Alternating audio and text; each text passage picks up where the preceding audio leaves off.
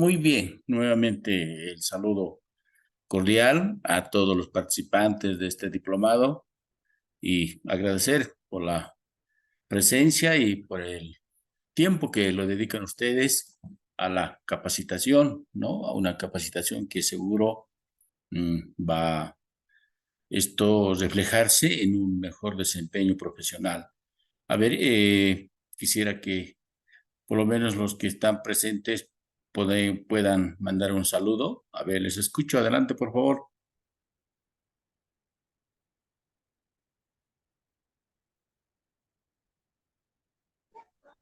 Lisan, buenas noches. Muy buenas noches. ¿Desde dónde? Su nombre, por favor. ¿Y desde dónde nos dice? Villazón, Lisan. Villazón. Un saludo a Villazón. Qué bien. ¿Otros participantes? Hola, hola.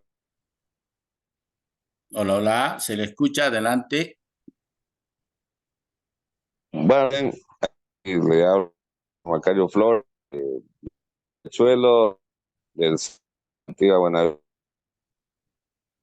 Muy, Muy bien, muchas gracias. No se le escuchó completamente, pero qué bien que esté participando de este diplomado. Esperemos que ustedes me escuchen perfectamente. ¿Se escucha con claridad, colegas? Muy sí, bien. escucha Muy bien. perfecto. Aquí, bueno, ya, muy bien. Vamos a arrancar entonces. Siempre a veces hay algunas dificultades, problemas tecnológicos, pero vamos a ir solucionando. Entonces vamos a compartir una pantalla completa que nos va a permitir comprender de lo que esta sesión vamos a desarrollar y mañana completamos la segunda, ¿no? Donde vamos a hablar más ya lo que tiene que ver con adaptaciones. Hoy lo vamos a dedicar a una comprensión más metodológica, conceptual, teórica, que nos permita comprender eh, a partir de esta reformulación de los programas que ha sufrido nuestro sistema educativo plurinacional en las diferentes mallas, vamos a nosotros comprender un poco cómo vamos a entender este área que es tan interesante, que últimamente está tomando mucho interés en las diferentes modalidades y niveles del sistema educativo plurinacional. Muy bien, entonces arranquemos, por favor. A ver,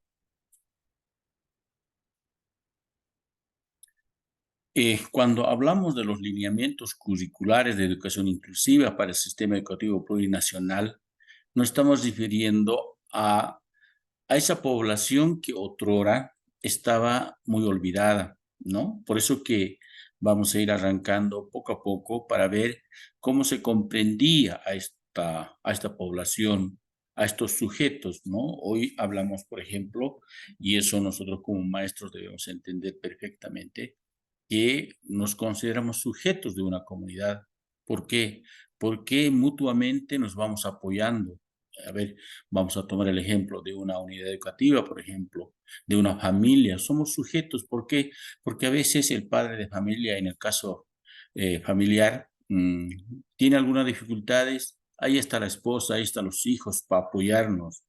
En una comunidad igual, cuando hay alguna dificultad, son las autoridades educativas que van a solucionar algunas dificultades. Por eso que en la actualidad, y Semelman, Hugo Semelman, el chileno, lo decía con mucha certeza, ¿verdad? Decía, somos sujetos sociales que debemos transformar nuestra realidad. Por eso que nosotros también vamos a partir comprendiendo al sujeto como parte integrante importante de una comunidad. Entonces, eh, ¿cómo está comprendido en la actualidad esta educación inclusiva en el modelo educativo sociocomunitario productivo? ¿No? Ahí vamos a trabajar. A ver, les decía, esto es lo que está planteado en el nuevo programa 2023, ¿no? Por eso que seguramente es actualizado y se va a trabajar a partir de lo que está prescrito ahí, de lo que dice estos programas, ¿no? Y me parece muy interesante que este diplomado esté tomando en cuenta esto, porque hoy en día la educación ya pasa de una cuestión exclusiva, ha pasado al siguiente paso que era una integración para llegar ahora a una inclusión. Por eso que es muy importante comprender cómo ha ido evolucionando. Por eso acá dice un primer momento, ¿no? Ustedes saben que antes, hace 400, 500 años, estas personas, y seguramente poco más, estas personas eran negadas, ¿no? En un momento, por ejemplo, estas personas eran tipificadas, llamadas como algo castigo de la humanidad, ¿no? Por entonces más se hablaba de Dios, era castigo de Dios, ¿no? Y como tenía esa conceptualización la gente, muchas de ellas, a estas personas lo han ido quemando, ¿no? Lo han ido ocultando, lo han ido dando muertes, ¿no? No naturales, sino muertes provocadas. Entonces, miré cómo ha arrancado esta negación hacia estas personas con dificultades en el aprendizaje, con algunas situaciones que eran comparadas con las supuestas no normales, ¿no? Entonces, eso hay que comprender y hay que tener presente que así era esa primera comprensión. Se ha pasado un segundo momento, ¿no? Donde después de muchos años, después de seguramente muchos eventos que tienen que ver con derechos humanos, se ha llegado ya a una inserción física y social, ¿no? El término lo dice muy claro. Cuando hablamos de inserción, estamos diciendo que están tomando en cuenta, pero en cuestión física y social, ¿no? Entonces, estas personas ya fueron reconocidas, son reconocidas por las normas, por la misma población, ¿no? Por eso acá dice inclusión personal, social y comunicacional, ¿no? Entonces, seguramente ya hubo esto lo que se llama, por ejemplo, ya lenguajes alternativos que les permitan comunicarse con este tipo de personas y más aún cuando se quería sistematizar lo que hoy conocemos LCD, por ejemplo, o Braille, por ejemplo, para comunicar con estas personas que tenían discapacidad, ¿verdad? Se pasa a un tercer momento muy importante, ¿no? Esta etapa, lo que les decía inicialmente, ya es de integración, ¿no? No debemos confundir integración con inclusión, que posteriormente ahí se ha ido dando. Entonces, cuando hablamos de integración, sí es cierto que ha sido un avance con relación al primer momento, que era tan duro. La integración ha permitido reconocer, ¿no? De todas las personas que tenían estas discapacidades, ¿no? Entonces, se trabajaba más con un enfoque clínico, o sea, se decía que tenían algunas enfermedades, ¿no? Entonces, por eso que este reconocimiento no era tanto en una cuestión integral, sino se aún culpaba, se decía que tenían cuestiones de salud, ¿no? Y debían ser atendidos por cuestiones médicas, ¿no? Entonces, eso más o menos se trabaja ya en un tercer momento. En el momento actual, ¿no? Después de pasar, por supuesto, muchos años, ya se va trabajando en una educación inclusiva, ¿no? Y esto lo podemos ver seguramente ustedes, queridos maestros y maestras, lo han vivido, ¿no? Han visto en sus unidades educativas.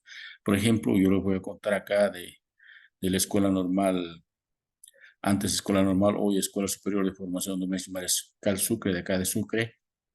Mm, Inicialmente, a ver, yo empecé a trabajar ahí desde el 2006, por ejemplo, ¿no? 2006, 2007 no había personas así con discapacidades, ¿no? Entonces, pasaron unos 8 años desde 2014, cuando se implementa la nueva estructura educativa, la nueva forma de hacer Escuela Superior de Formación de Maestros de las SFEM, ya toman en cuenta, ¿no? Entonces ingresan personas con discapacidad, ¿no? En educación física, por ejemplo, recuerdo muy bien que había 4 estudiantes.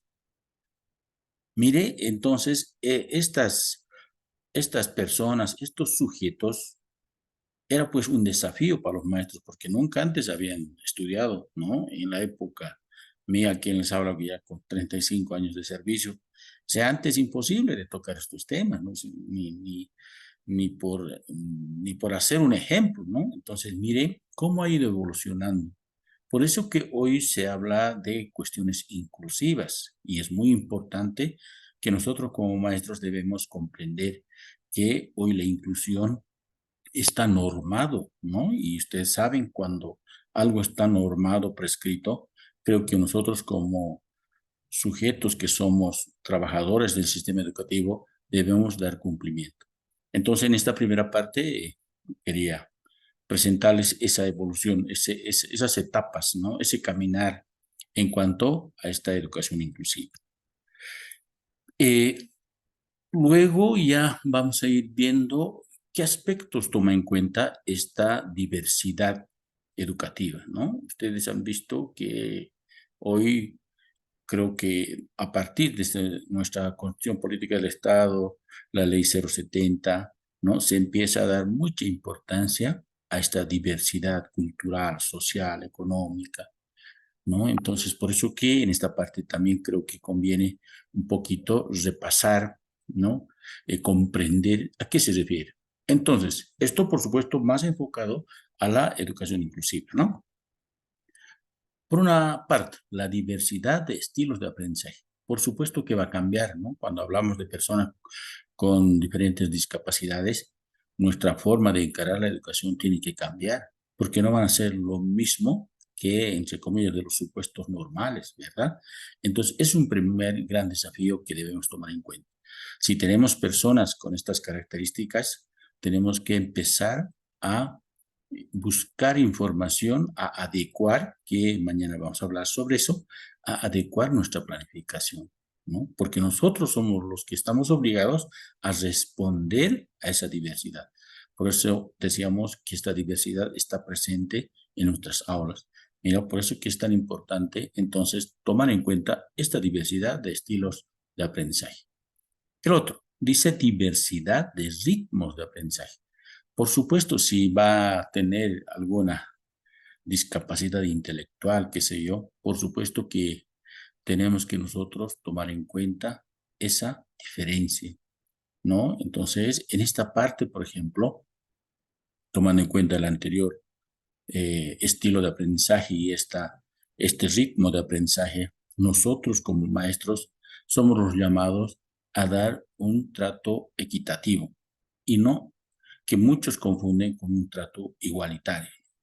Decimos a veces, ¿no? Que yo trato a mis estudiantes de forma igualitaria, ¿no? Entonces, habrá, a ver, para que sea no muy unidireccional esta comunicación que tenemos, habrá una gran diferencia entre cuando decimos un trato igualitario y un trato equitativo.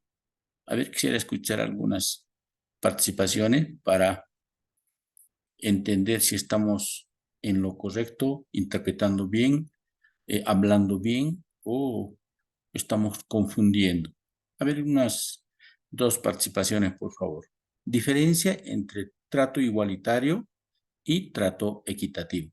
¿Cuál debemos practicar con más énfasis nosotros como maestros? Adelante, por favor.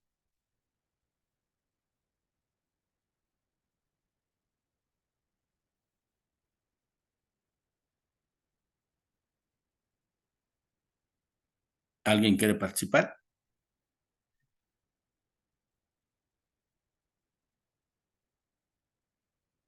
Muy bien.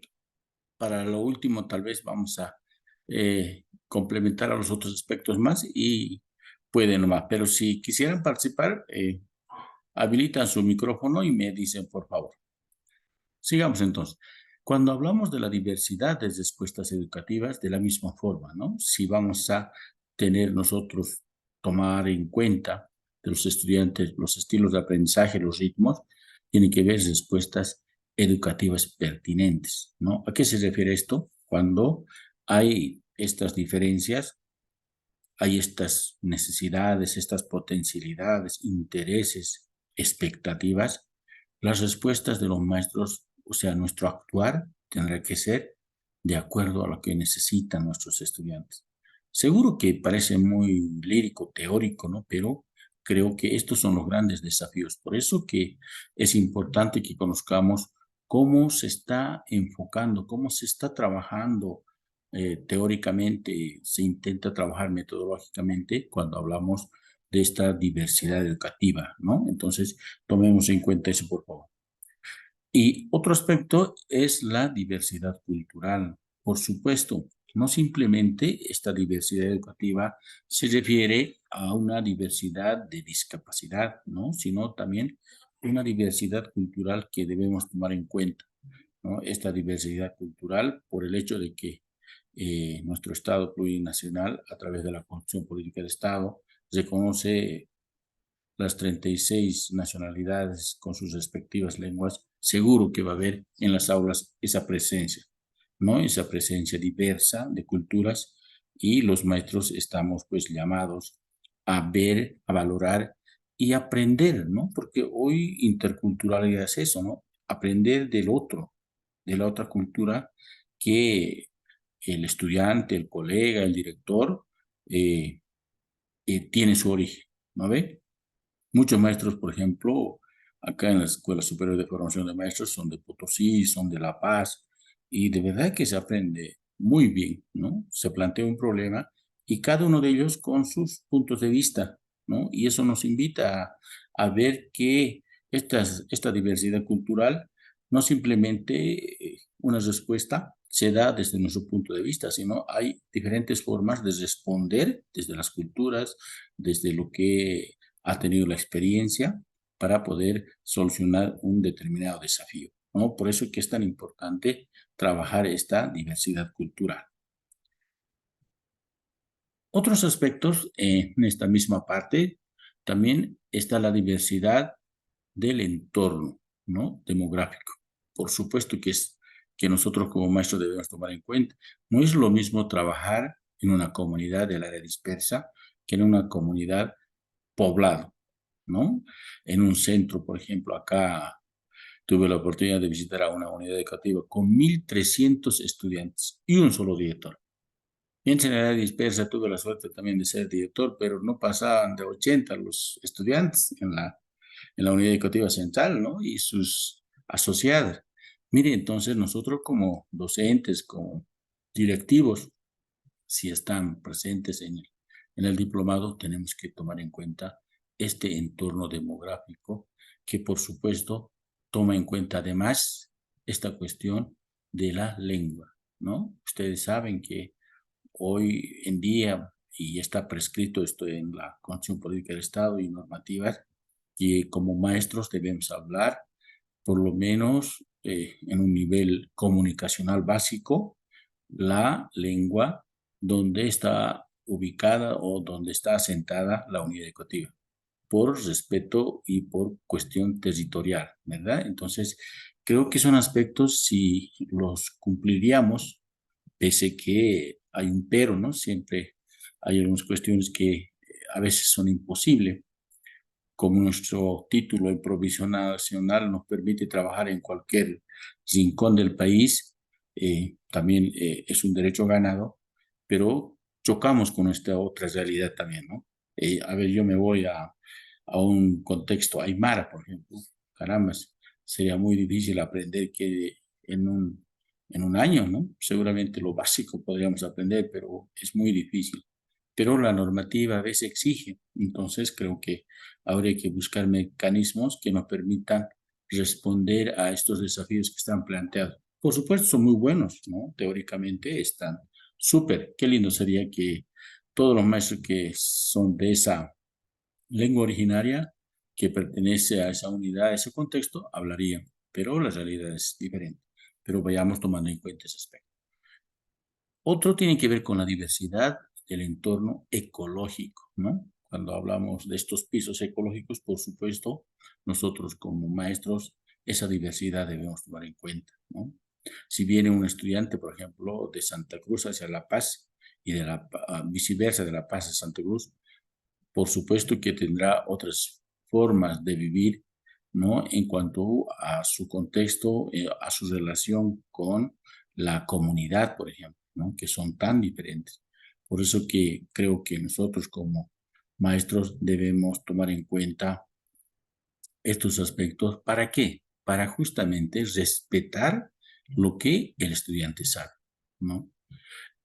Creo que eso es lo más importante, porque muchas veces generalizamos, o sea, damos un ejemplo general para todos, si estamos en el Oriente, en base a ese contexto, si estamos en el Altiplano, en base a eso, si estamos en el Chaco, en base a lo que ocurre, no olvidando que está presente una diversidad cultural, una diversidad humana, ¿no? Una diversidad social. Entonces, es importante que conozcamos a nuestros estudiantes.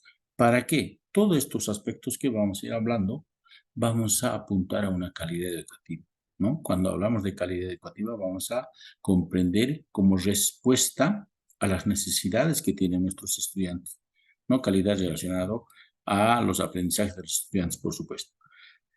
Finalmente, tenemos la diversidad lingüística y comunicacional, ¿no? Esto va relacionado cuando hemos hablado del contexto, ¿no? Si son quechuas, tendríamos que nosotros, por lo menos en el nivel básico, comunicarnos con ellos, porque nuestros estudiantes seguramente tienen una riqueza de experiencia desde su contexto, desde sus formas de hablar en su idioma L1, ¿no? O en su idioma originario, ¿no? Entonces, en vez de desaprovechar esas oportunidades que seguramente tienen nuestros estudiantes, nuestros jóvenes, creo que a partir de esa comprensión, tomando en cuenta esta diversidad, sería súper aprovechar, ¿no? Para plantear un problema y decir, a ver, cómo desde la cultura aymara resuelven esto, desde la cultura quechua, guaraní, etcétera, etcétera.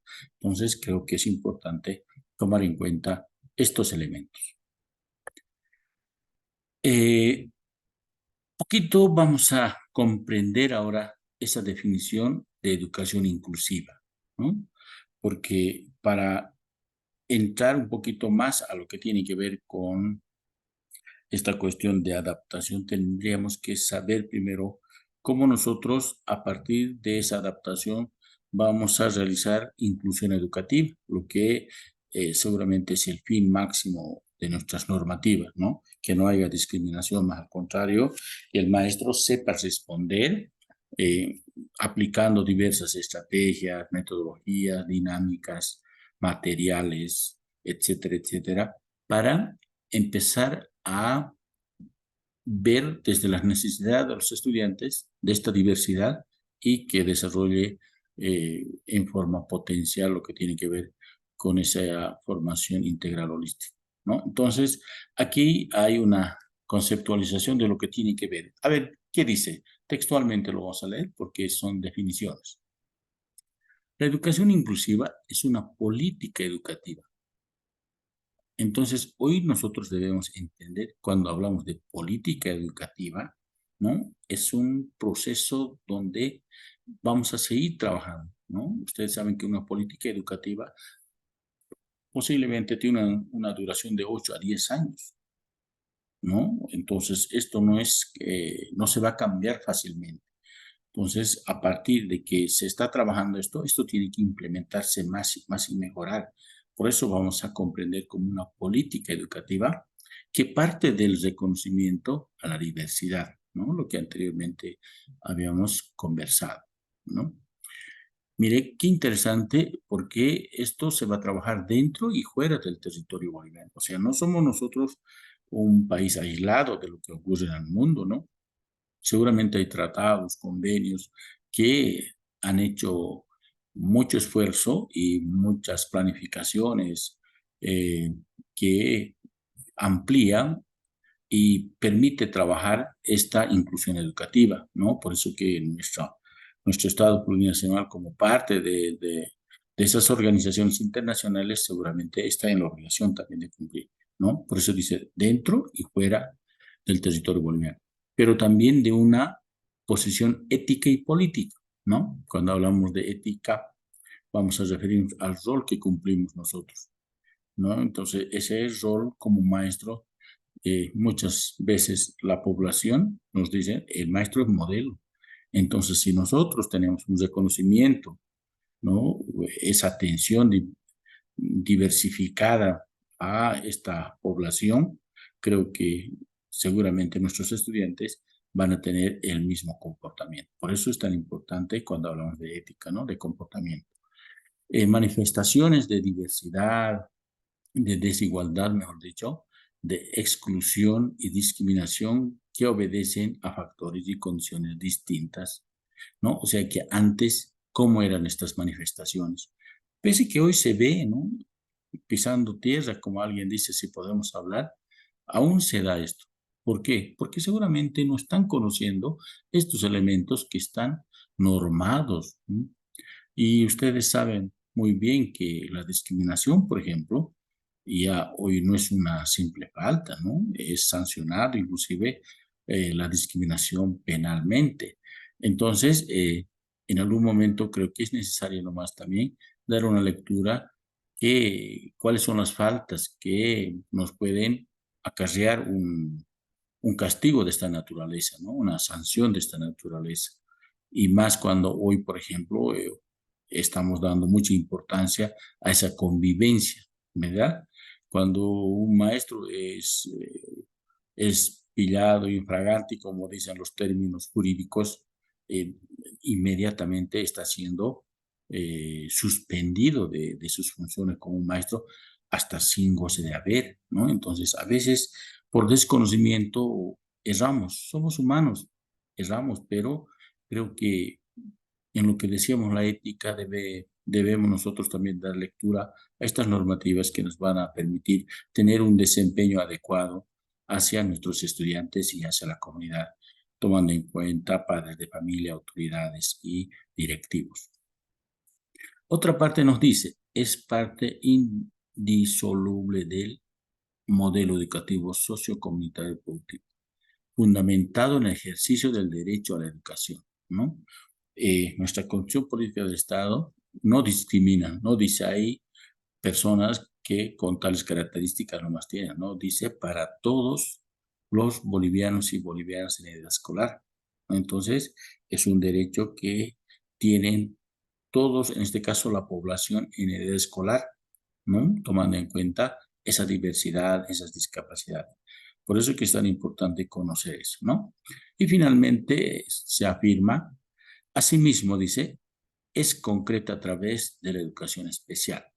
O sea, cuando ya son cuestiones graves, podríamos decir, hay una institución, ¿no? Que se encarga de esto, que lo se denomina esta educación especial, ¿no? Con profesionales ya entendidos, con un equipo especializado que responda a cuestiones que no pueden ser tratados en el subsistema de educación regular, ¿no? Por eso dice, es decir, la atención educativa para personas y estudiantes con discapacidad. En esta parte también hay, toma en cuenta tres aspectos, ¿no? Esta educación especial, dificultades en el aprendizaje, personas con discapacidad y el talento extraordinario. Esta última parte creo que no se ha dado mucha importancia al talento extraordinario, ¿no? Entonces, creo que también es necesario ver, mañana lo vamos a ver qué instrumento nos puede permitir detectar signos en estudiantes que tengan ese talento extraordinario, ¿no? A ver, tengo una fichita para ver si ustedes en el ejercicio de sus funciones podían aplicarlo y ver tal vez lo estamos dejando pasar. Tenemos potenciales estudiantes y por no tener un instrumento, un poquito desconocer, no estamos apoyando oportunamente, porque eso ha ocurrido muchas veces, ¿no? No hemos tenido un instrumento para valorar y hemos dejado pasar seguramente a un potencial estudiante. ¿Cuáles son los principios de la educación inclusiva, no? Tenemos que hablar de algunos principios, como de las normas, ¿no? Las normas se basan en principios que son más valóricos que cuestiones que nos van a permitir comprender cómo debemos trabajar, en este caso, la educación inclusiva. una educación en igualdad de oportunidades, ¿no? Hemos ido remarcando muchas veces que estas personas tienen, y estas personas y todos, ¿no? Tenemos, creo, derecho a recibir un trato igualitario, equitativo, para tener ese derecho a la educación, ¿no? Entonces, ese derecho que nos permita desarrollarnos primeramente como personas de manera integral, holística, ¿verdad? Entonces, cuando hablamos de integral, ustedes saben que en las 4 dimensiones, de forma, eh, de acuerdo a nuestras potencialidades, ¿no? Y holístico en relación como en nuestro contexto, como con relación con nuestra comunidad holística a partir de esa, ese aprendizaje de la vida y para la vida, ¿no? Entonces creo que los estudiantes tenemos eh, ese derecho porque muchos de ellos a veces se sienten excluidos, ¿verdad? No me toma en cuenta, dicen, reclaman, y las autoridades no tenemos la oportunidad a veces de responder e indagar un poco, ¿no? Ahora sí, con estas normativas que están un poquito duras, nos exigen que sepamos y debemos responder oportunamente, pertinentemente a las necesidades de los estudiantes. Otro principio, educación con equiparación de condiciones, ¿no? Aquí va un poquito de cuestión de equidad, ¿no? Entonces, significa contar con instituciones educativas de los diferentes subsistemas. Cuando hablamos de equiparación de condiciones, nos vamos no a un trato igualitario. Aquí aprovecharemos de explicar eso, a ver. Eh, sino aquí hubiera dicho educación con igualdad de condiciones, ¿no? Un ejemplo claro es acá, cuando hablamos de equiparación de condiciones, son los estudiantes que entran los primeros añitos a una unidad educativa, los de inicial, por ejemplo. No son las mismas condiciones que tienen nuestros jóvenes que están estudiando en las SFEM o en los institutos, por ejemplo. Entonces, a eso vamos a nosotros comprender como equiparación. Entonces, cuando esto relacionamos con la educación especial. Para ellos tendrá que ser, pues, cuestiones que les permita manipular, comprender, aprender, ¿no? Entonces, de esa forma vamos a estar dando esta, esta condición, ¿no? Para una educación de acuerdo a lo que están necesitando estos estudiantes en el caso de educación especial, ¿no? Con discapacidad. Otro, educación oportuna, ¿no? Se constituye una respuesta educativa que se desarrolla en tiempo conveniente. O sea, dice, cuando una educación es oportuna, tenemos que tomar en cuenta qué objetivos tienen en cada uno de los niveles, ¿no? Cómo esta educación tiene que responder a lo que está programado. Nosotros nos movemos en planes y programas, ¿no? ¿Qué metodologías vamos a trabajar? ¿No? Entonces, estos aspectos tienen que ser oportuna. No podemos enseñar en los primeros años lo que está programado para los quintos años, por ejemplo, ¿no? Entonces, tiene que ser de acuerdo a lo que está programado y está prescrito. No tenemos que nosotros inventarnos, ¿no? Entonces, está ahí los planes y programas que nos permitan planificar para cada uno de los cursos, niveles a donde nos toca desarrollar nuestro trabajo. Y finalmente, en esta parte nos plantea una educación pertinente, ¿no? Pertinente porque responde a las características, potencialidades, ¿no? Una educación es pertinente cuando ese aprendizaje que va a tener nuestros estudiantes les va a servir para mejorar sus condiciones de vida, ¿no? O sea, una educación, estamos viendo eso, ¿no? Que hoy en día los contenidos están siendo más pertinentes que en el pasado.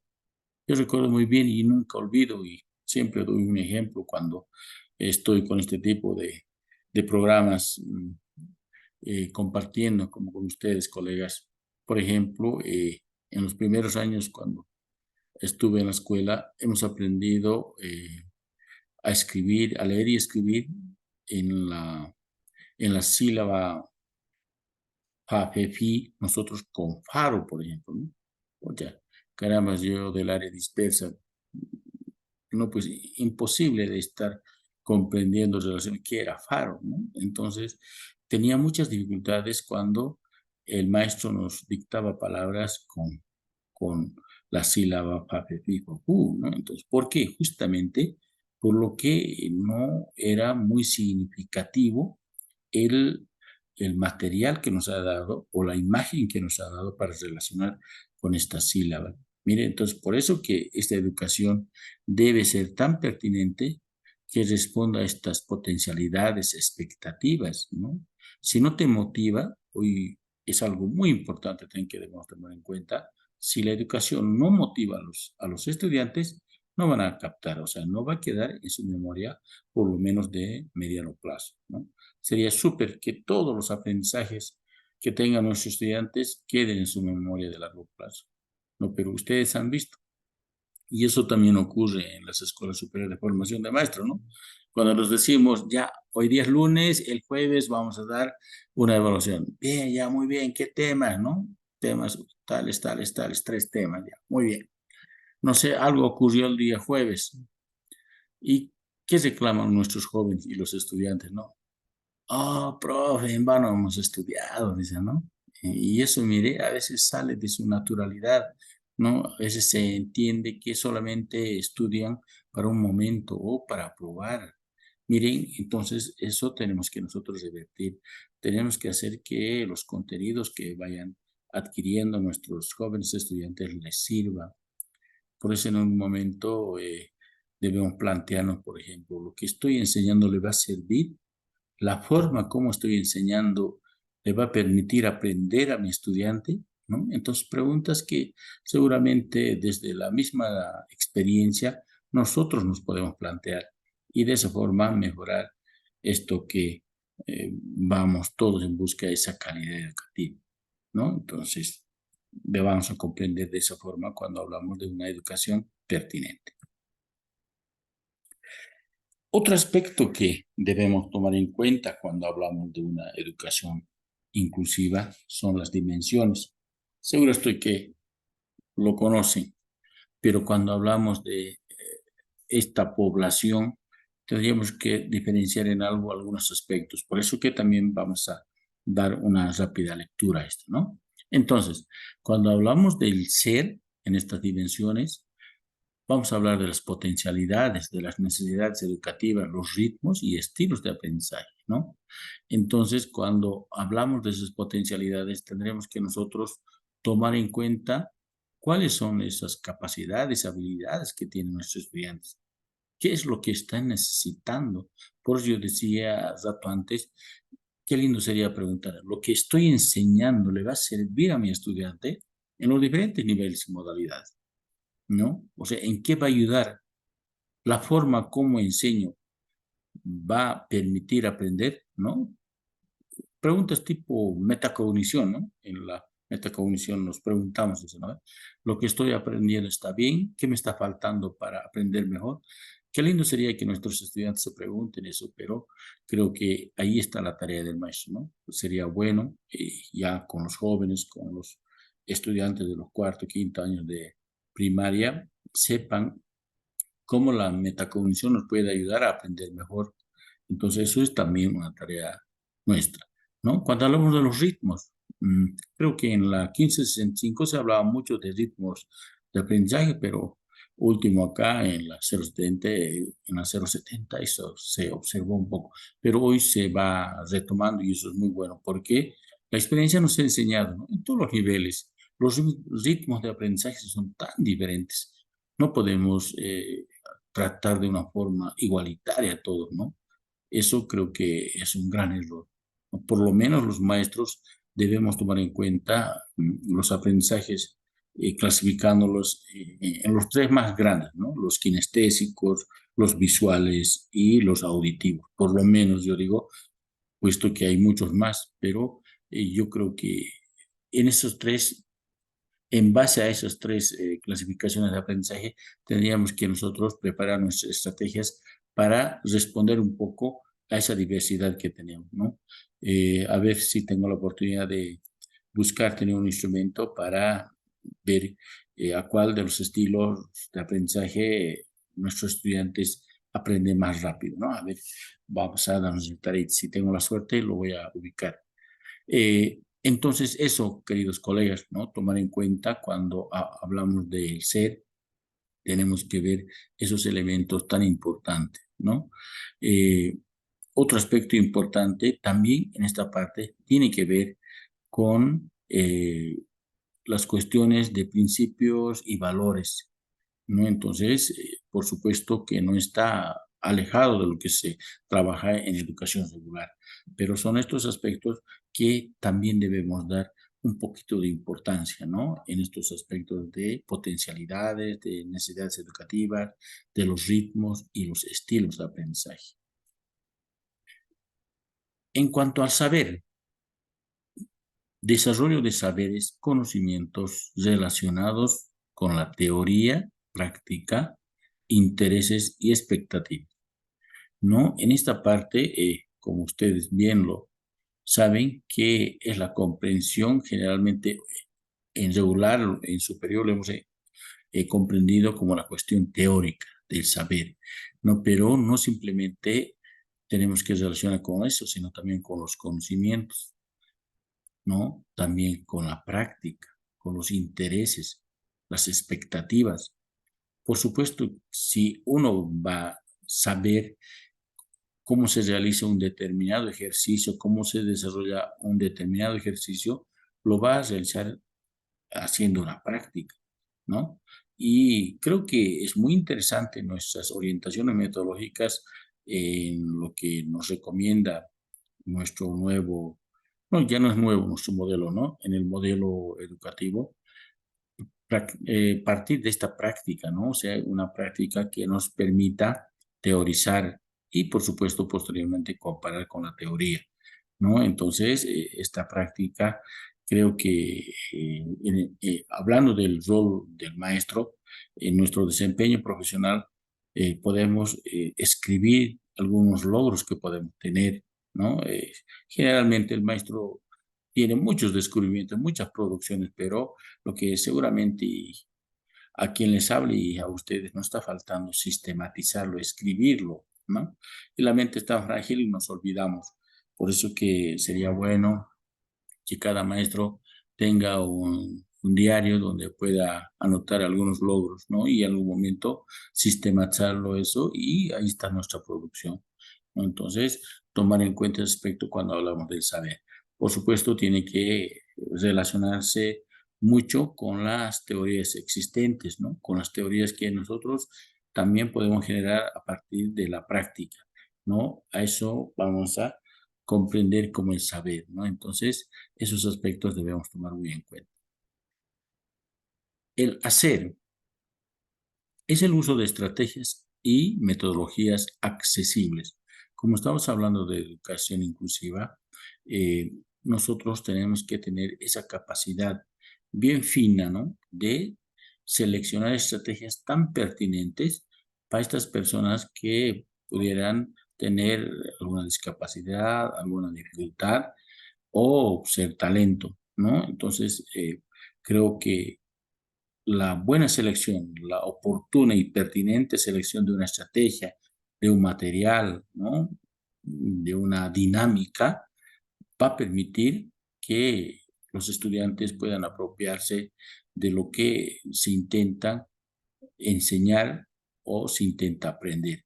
Entonces, creo que nosotros como profesionales de la educación tenemos que ser muy cuidadosos. Además, no simplemente ser cuidadosos, sino tener la oportunidad de investigar constantemente qué estrategias pueden ser adecuadas, ¿no?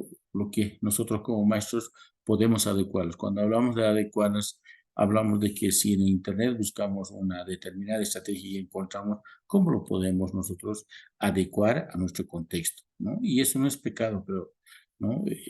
Si queremos escribir, por supuesto, debemos respetar la fuente, la referencia de dónde viene y decir nosotros por la práctica, por la pertinencia, se ha adecuado de esta forma, ¿no? Eso también muchas veces es parte de un desempeño ético, ¿no? Más que todo en las producciones. los hacemos como nuestras, las teorías de otros autores que están en la nube, ¿verdad? Y eso creo que no es muy ético, ¿no? Es mejor decir que de tal autor, pero nosotros lo adecuamos de esto. Y esta es nuestra producción, ¿no? Estamos respetando lo que inicialmente, originalmente dice el autor, pero nosotros desde nuestra práctica, desde nuestra necesidad, podemos adecuar, ¿no? Y finalmente el decidir. Es la autodeterminación, decidir con la organización política y la comunidad. Generalmente cuando hablamos de educación inclusiva especial, hablamos de comunidades, ¿no? O sea, se trabaja, sí es cierto que no hay mucha población, especialmente en una educación especial, trabajamos con cuestiones ya más de comunidad, porque son sujetos conformados por padres, profesores y estudiantes que no son en gran cantidad. Entonces se conocen, hay una comunicación fluida, conocen los objetivos, conocen las preocupaciones. Por eso que ese decidir es casi comunitario, ¿no? Todos conocen, todos aprueban. Sí es cierto que no hay una unanimidad, qué sé yo, perfecta, pero creo que los que son beneficiarios directos e indirectos de esta forma de educación están de acuerdo, ¿no? Porque lo que se busca es el bienestar y el aprendizaje de los estudiantes, ¿no? Que tienen discapacidad, que pueden tener algunas dificultades. Por eso que se habla generalmente de en base a una comunitariedad, ¿verdad? Entonces, esas serían las dimensiones que toma en cuenta la parte de educación musical. En esta parte, todo lo que hemos ido describiendo anteriormente busca esta calidad educativa, ¿no? Y no simplemente acá en educación especial o educación inclusiva, ¿no? Sino que creo que todo el sistema educativo plurinacional, en todos sus niveles y en todas sus modalidades, busca esta calidad educativa. Por eso que acá vamos a anotar unos cuantos puntos que nos permita comprender cómo debemos entender para nosotros también afrontar y desafiar, ¿no? Para el logro de esta calidad educativa. Entonces dice, para alcanzar la calidad educativa, enfocamos 4 categorías. Entonces vamos a ver cómo en educación inclusiva se trabaja esto. 1, la categoría económica, financiera, vinculada a la relación costo-beneficio, o sea, cómo nosotros o cómo el Estado está invirtiendo y cómo está respondiendo, ¿no? En una forma oportuna las intervenciones. Entonces, ese apoyo, ¿no? Entonces, por supuesto que tiene que ver calidad educativa con la cuestión de inversión, ¿no? Con la cuestión de qué hace, qué eroga para también pedir respuesta, ¿no?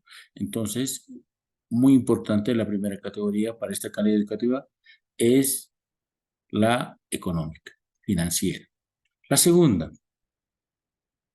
es la relacionada con el logro de los objetivos, por supuesto, ¿no? Si hemos invertido, si hemos dotado, qué sé yo, mobiliarios, materiales, tenemos que ver el logro de estos objetivos curriculares, ¿no? Cómo está planteado en el modelo este sistema, lo que ahora estoy dando, por ejemplo, qué está pidiendo, ¿no?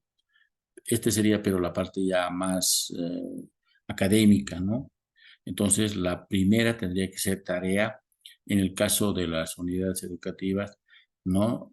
Resorte del Ministerio de Educación, de las alcaldías, de las organizaciones, para luego recién ver cómo están logrando toda esta comunidad, empezando por el director, los maestros, los estudiantes, los padres, también los objetivos que están planteados en los programas, ¿no?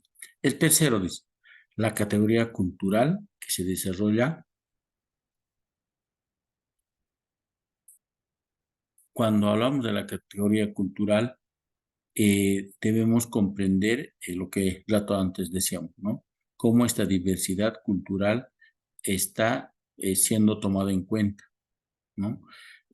Seguramente peor cuando hablamos de educación especial, cuando hablamos de una diversidad cultural, esto se va a manifestar con, con mucha mayor fuerza, ¿no ve? Entonces, esta comunidad de directivos, profesores, estudiantes tendrían que tomar en cuenta para que a partir de que sean tomados en cuenta haya compromiso, podamos buscar estas potencialidades e intereses de, qué sé yo, primeramente de esta comunidad, para posteriormente de una región y por supuesto de todo el sistema educativo plurinacional, ¿no? Entonces tiene que ver con la calidad educativa, si son tomados en cuenta, si son reconocidos culturalmente, por supuesto van a trabajar con mucho más interés, ¿no?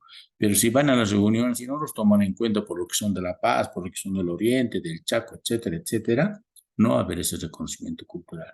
Por eso que cuando hablamos de calidad educativa, debemos empezar a trabajar este elemento que es tan importante. Y finalmente, la cuarta se hace referencia a la relevancia social y política, ¿no? Esto lo que ya un rato antes habíamos comentado un poco, a estos procesos educativos que sirven para transformar. Eh, Alguien daba un ejemplo muy claro indicando que el sistema educativo, la educación, también es un negocio, ¿no? Para el Estado. No sé si estará bien ejemplificado, pero yo tomo la palabra ¿en qué sentido? En que el Estado hace un gasto, ¿no? Es como tener una tienda, me decía, ¿no?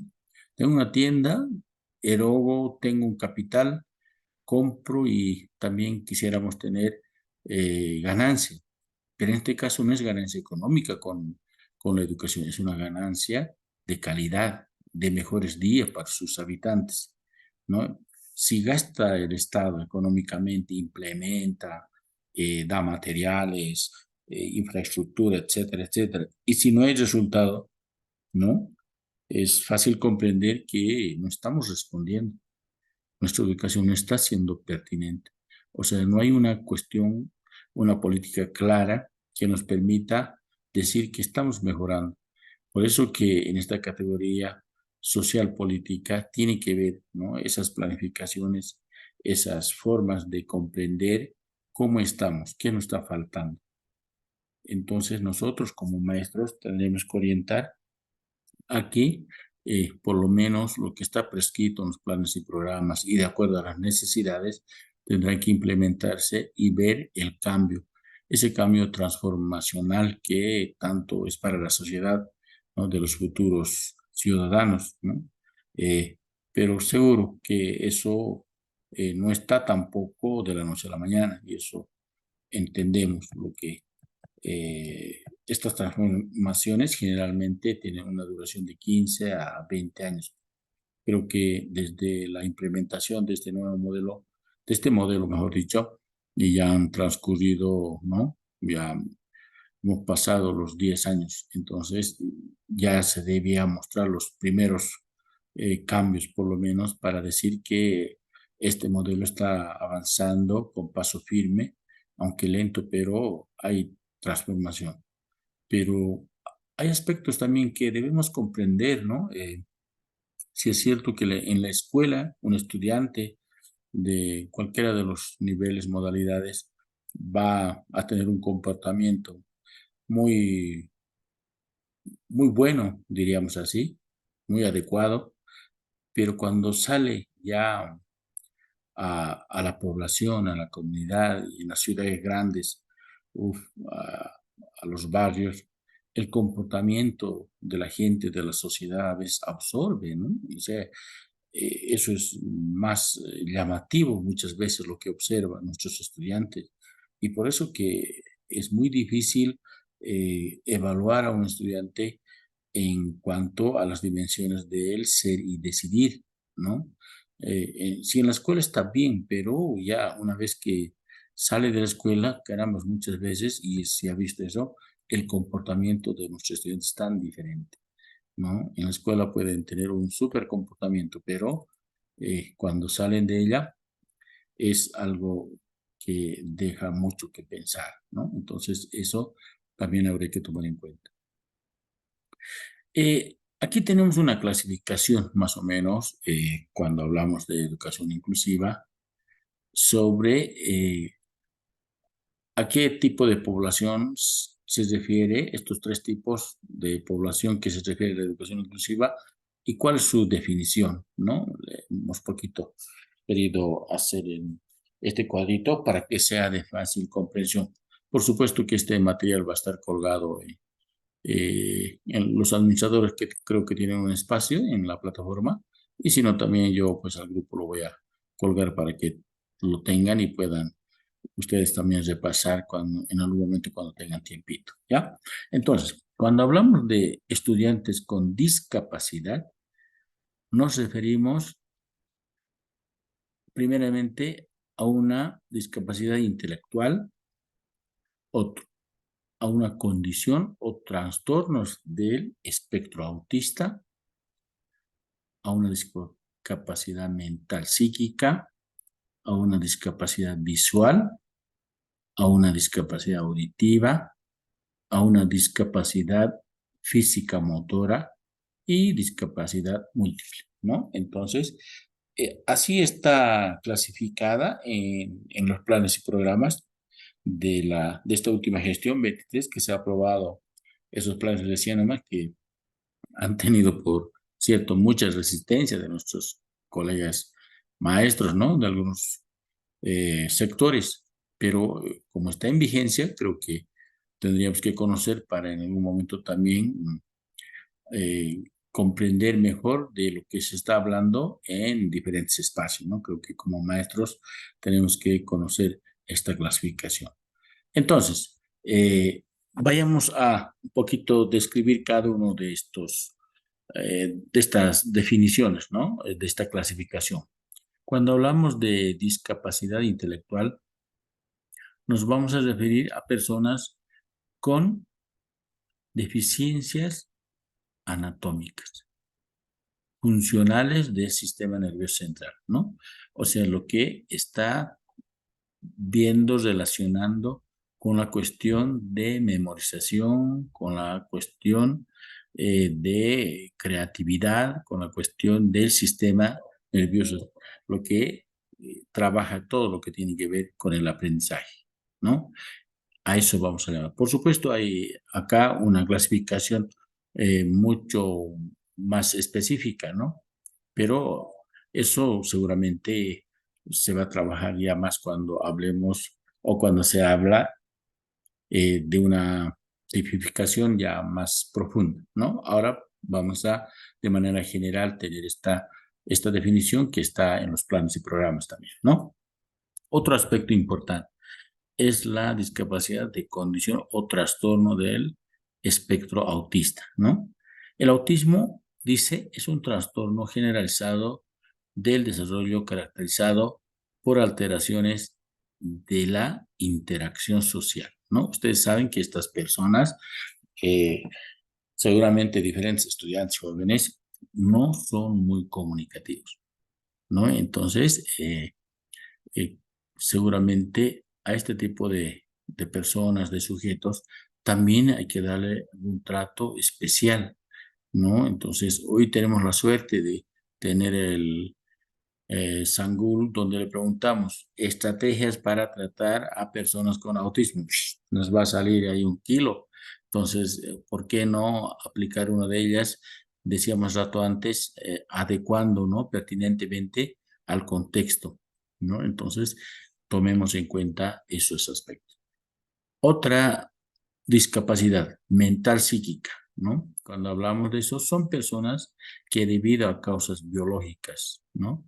Psicodinámicas y ambientales, sin afectadas por alteraciones de los procesos cognitivos, ¿no? O sea que estas personas, en este aspecto también, por ejemplo, hay otra clasificación más profunda, ¿no? Muchos son adquiridas, muchos son hereditarias y algunos aspectos que también, como acá lo dice, tienen que ver mucho la cuestión ambiental, ¿no? Entonces son personas que tienen esos desequilibrios que no son tan adecuados para un aprendizaje regular, ¿no? Entonces tomemos en cuenta esos aspectos también.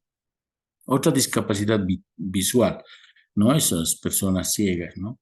En esto también hemos aprendido, estas personas que tienen estas discapacidades, en ningún momento les gusta que les digamos, oh, este cieguito, o este sordito, ¿no? Entonces hay que decirles persona ciega o persona sorda, ¿no? Entonces, eso también la experiencia nos ha enseñado que a veces tienen una fuerte reacción estas personas, ¿no? Entonces, cuando hablamos de discapacidad visual, eh, muchas veces puede ver una persona ciega total, ¿no? O sea, es aquella que no ve absolutamente nada, ¿no?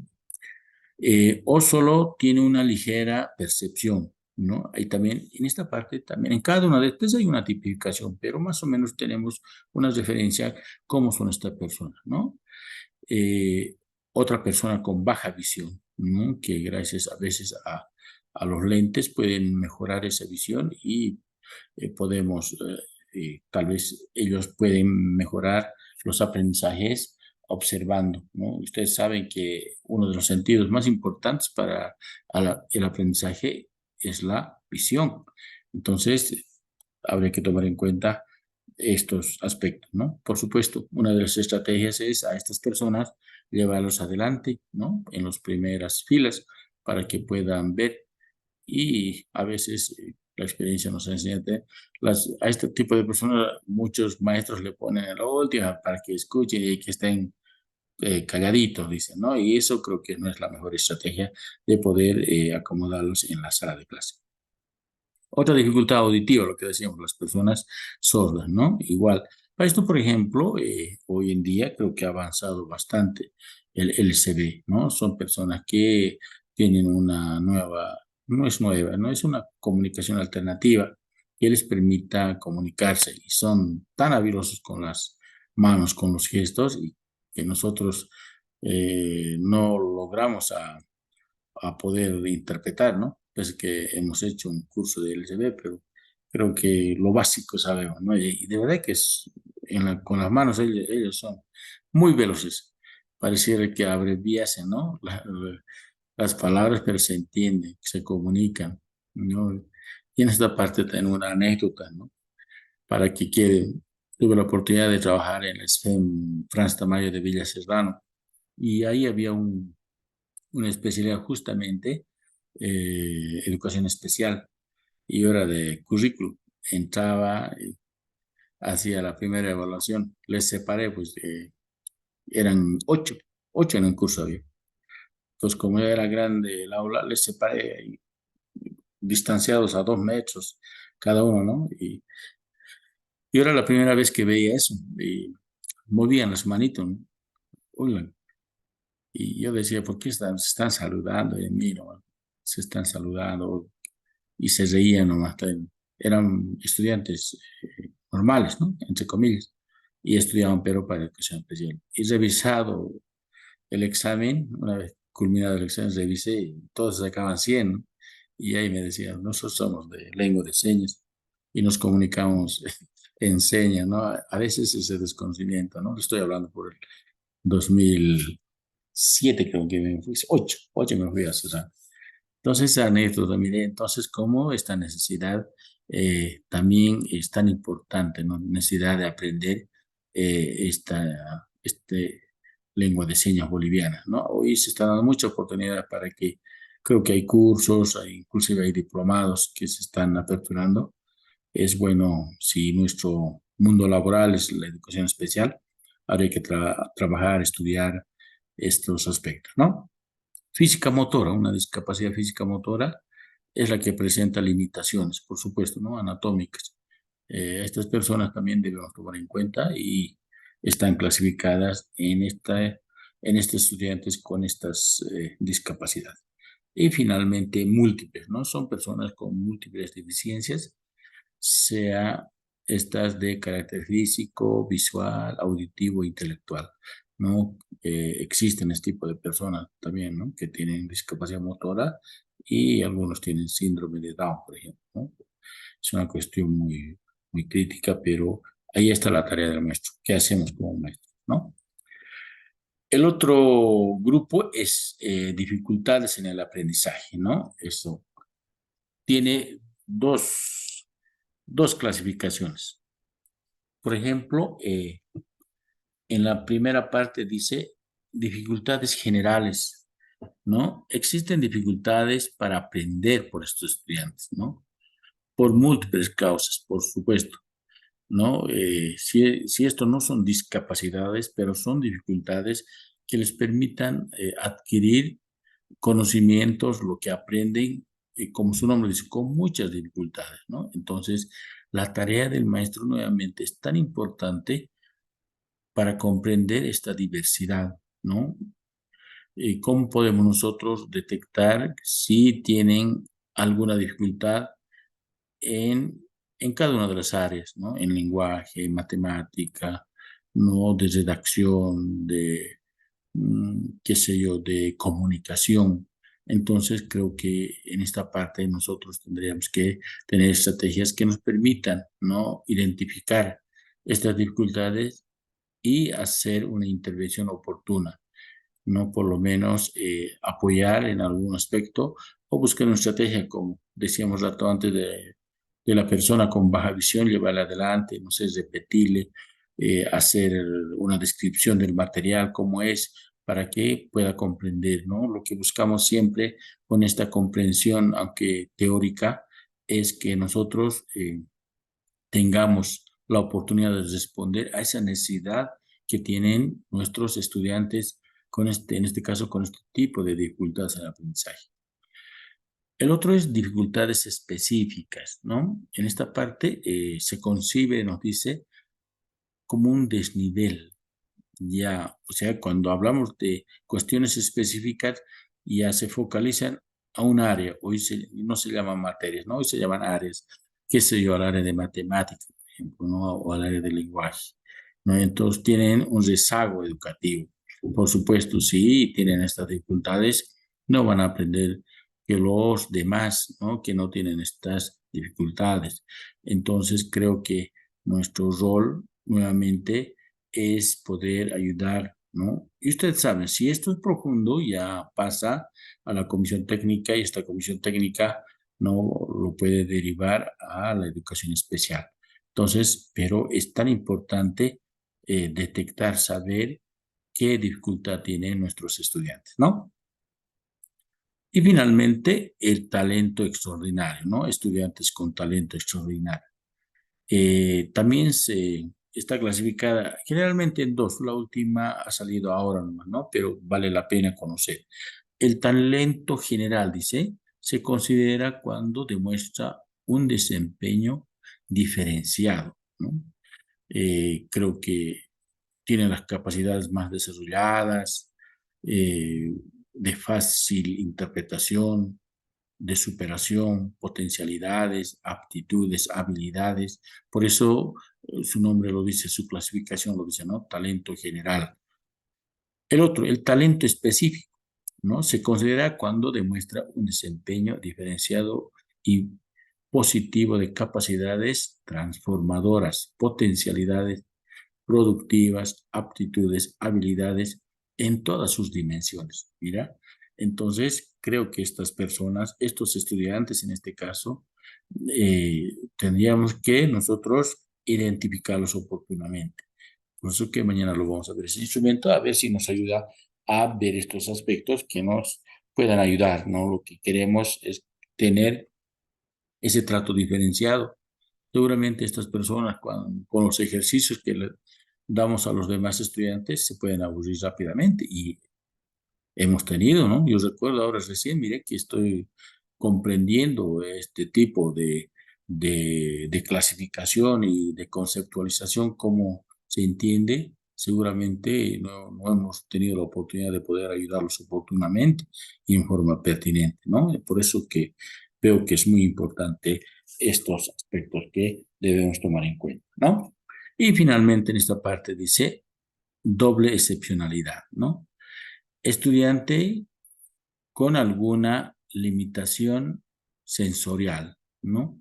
Física, motora u otro, que demuestra un desempeño diferenciado y positivo de capacidad transformadora, ¿no? Entonces, cuando hablamos de doble excepcionalidad, que además de tener alguna discapacidad, es una persona que tiene algún potencial, alguna habilidad, ¿no? Entonces, y eso es muy importante. Y nosotros, miren cómo los decimos, ¿no? Son personas, qué sé yo, sin piecitos, sordas, que no pueden, pero sin embargo, miren que pueden tener grandes potencialidades eh, que nos pueden en algún momento dar una sorpresa, ¿no? Que nosotros a veces los tratamos como si tuvieran algunas dificultades, ¿no? Pero sin embargo, estas personas pueden tener grandes capacidades. Por eso que es importante tomar en cuenta este aspecto, ¿no? Ya llegando a esta parte, cuando hablamos del objetivo de la educación inclusiva, es importante comprender el por qué se da tanta importancia a esta educación, ¿no? Y dice, textual, hemos copiado esto para que comprendamos qué es lo que nos está pidiendo. O sea, un objetivo, ustedes saben qué quiere lograr, cómo, con qué y para qué, ¿no? Entonces dice, desarrollar, consolidar y pluralizar respuestas integrales educativas, ¿no? Por eso que cuando hablamos de calidad educativa, decíamos qué aspectos tenemos que tomar en cuenta, ¿no? La cuestión económica, la cuestión cultural, la cuestión metodológica. Entonces, mire, respuestas integrales educativas de calidad, oportunas, pertinentes, ¿no? Con equiparación de condiciones y en igualdad de oportunidades a la diversidad de necesidades, expectativas, intereses y potencialidades educativas, ¿no?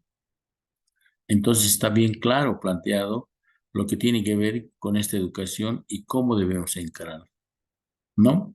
¿Quiénes presentan? Los estudiantes del sistema educativo plurinacional a través del diseño plural para los aprendizajes. Ahora se está hablando de un diseño plural, ¿no? O sea, vamos a entender como un diseño diverso, ¿no? Adecuado a los estudiantes que tenemos en nuestras aulas, ¿no? Adaptaciones o adecuaciones curriculares, ¿no? Y otras estrategias metodológicas que desarrollan maestras y maestros y actores educativos en el marco de una educación inclusiva, ¿no? Entonces, ¿cómo quisiéramos responder? Dice, en primer lugar, con un diseño plural, o sea, un diseño que nos permita planificar, si tenemos una persona sorda en aula, tener una planificación, por lo menos estrategias que nos permitan responder a esa necesidad de aprender, porque no va a ser igual que los demás, ¿no? A eso vamos a comprender como un diseño plural.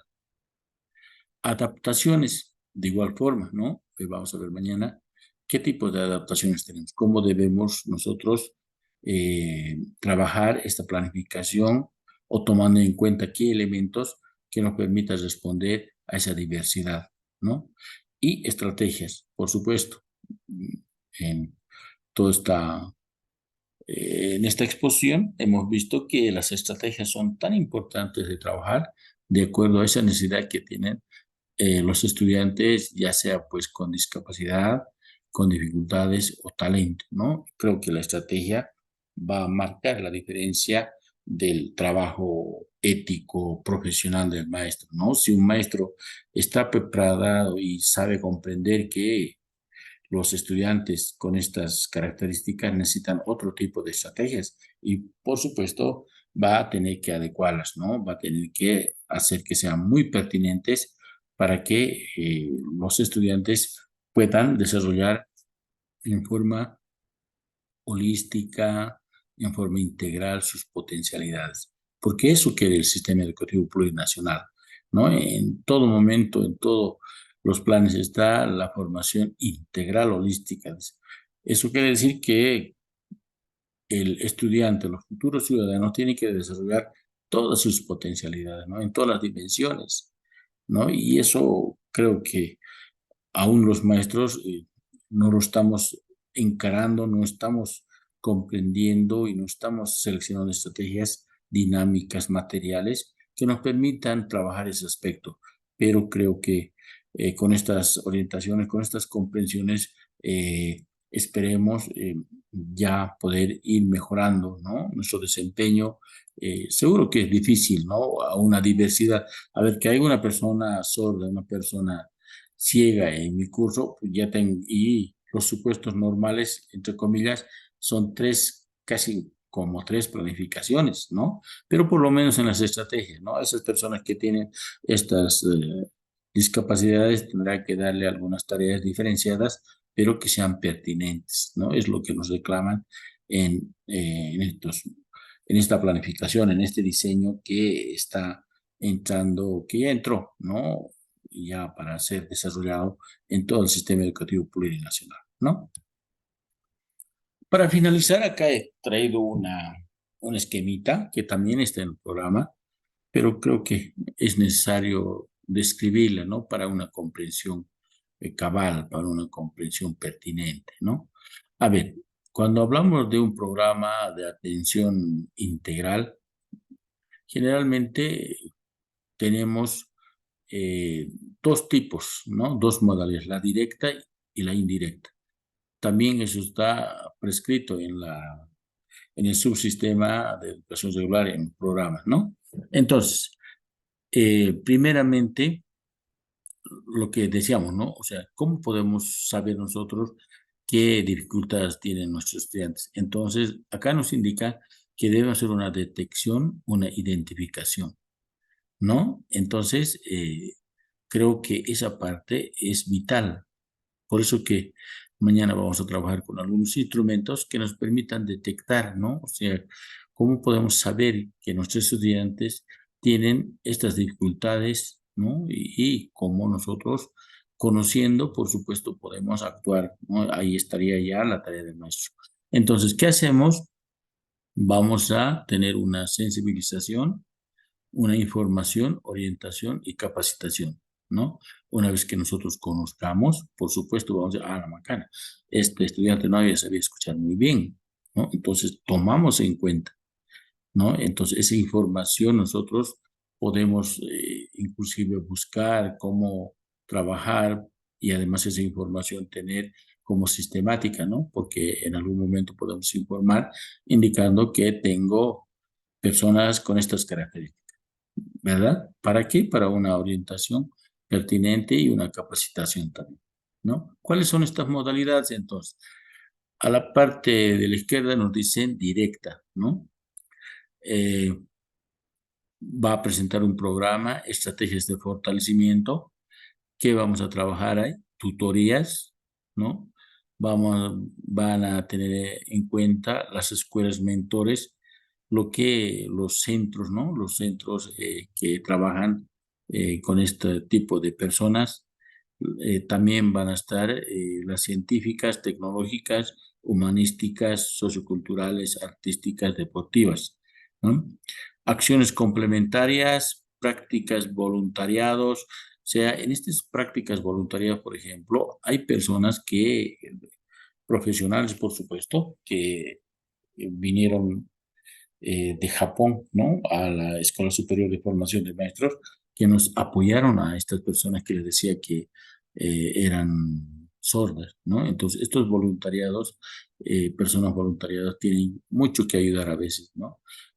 En el exterior, en Japón, donde la educación poquito está, no poquito, está mucho mejor, creo que nos pueden dar un apoyo sustancial. Entonces, a eso se refiere cuando vamos a trabajar estos aspectos, ¿ya? ¿Qué servicio?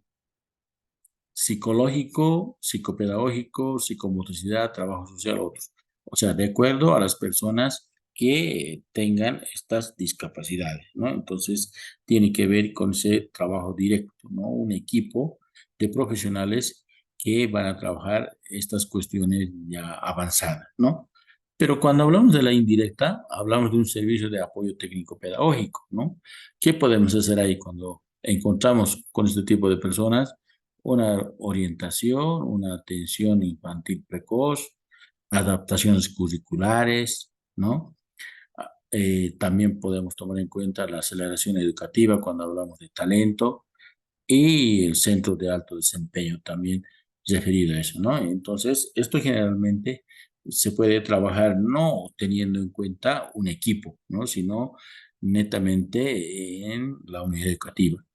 Pero conviene tener organizados, seguramente los que son directores tienen mucho conocimiento de esto, que hay un equipo, ¿no? Un equipo que tiene que ver en forma específica con este aspecto que de las dificultades, de discapacidades, para elevar informe al director y el director pueda gestionar si está en una cuestión crítica grave a centros de educación especial, ¿no? Hay un mecanismo, hay un protocolo que hay que cumplir y de acuerdo a eso seguramente podemos ayudar bastante a los estudiantes que tengan estas dificultades, estas discapacidades, ya un poco que en la escuela no se puede trabajar, ¿no? Entonces, esos son los aspectos que quería compartir esta noche como una cuestión más teórica que nos permita comprender cómo debemos entender, cómo debemos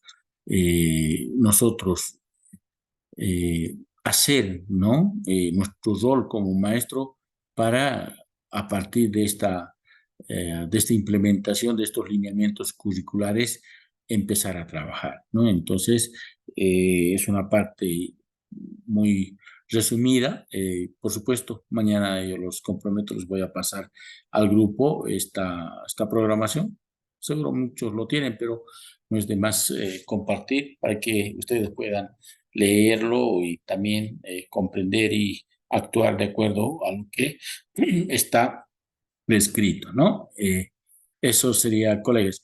No sé si hay alguna intervención, por favor. Estoy presto a escuchar hasta esta parte. Adelante, por favor.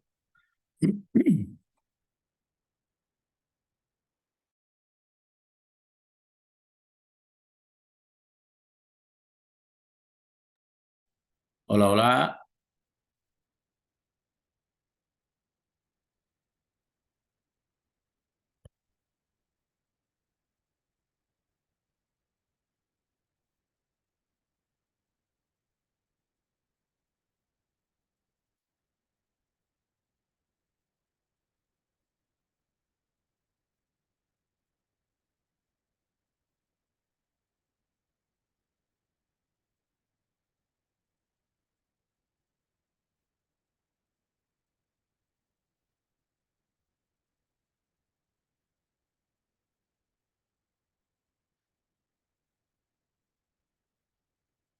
Hola, hola. Muy bien. No hay participación, por lo tanto, vamos a finalizar nuestra sesión. Mañana estaría nuevamente ya entrando más directamente a lo que tenemos que ver con adecuación, ¿no? Una vez comprendiendo qué aspectos se toman en cuenta, qué está prescrito en los programas y cuál debe ser nuestro rol como educadores, ¿no? Entonces, estaríamos finalizando de esta forma, queridos colegas. Mañana nos vemos de acuerdo a la programación que está en el grupo del presente diplomado. Un gusto saludarles, que tengan un buen descanso. Y también para mañana voy a subir la pregunta para el foro. Seguramente los que administran nos los van a subir. Les voy a enviar directamente a ellos y la tarea que vamos a realizar, ¿no? Entonces con eso estaríamos avanzando para que en un tiempo determinado, de acuerdo a cronogramación, ustedes lo van a realizar el trabajo y lo suben, por favor. Listo, colega. Muy buenas noches. Hasta mañana entonces. Doctor, buenas Hasta mañana. noches. Buenas noches. Hasta mañana. También para usted. Hasta mañana.